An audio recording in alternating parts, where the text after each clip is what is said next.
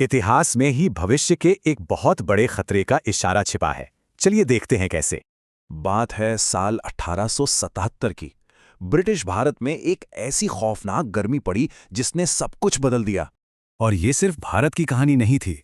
चीन, ब्राजील, पूरे दुनिया सूखे और अकाल की चपेट में थी। अकेले भारत में ही करीब 2 करोड़ लोगों ने भूखमरी से दम तोड़ दिया।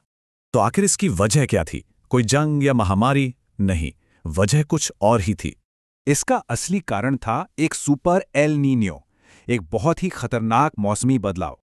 और अब वैज्ञानिक कह रहे हैं कि 2026 में ये फिर लौट रहा है, और भी खतरनाक रूप में।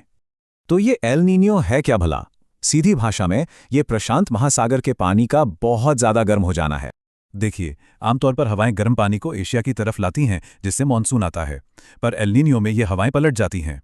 लेकिन 2026 में सिर्फ एल नीनियो नहीं है, एक और चीज है जो इसे एक परफेक्ट स्टॉर्म बना रही है।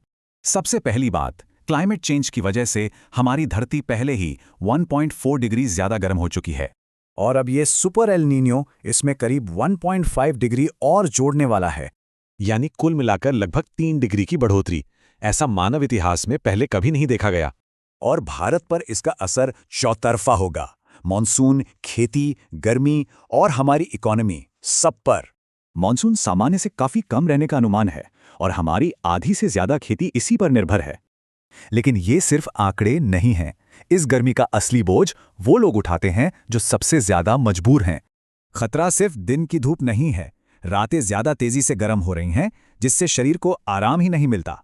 और सोचिए उन 38 करोड़ लोगों के बारे में जिन्हें हर रोज इसी गर्मी में बाहर काम करना पड़ता है।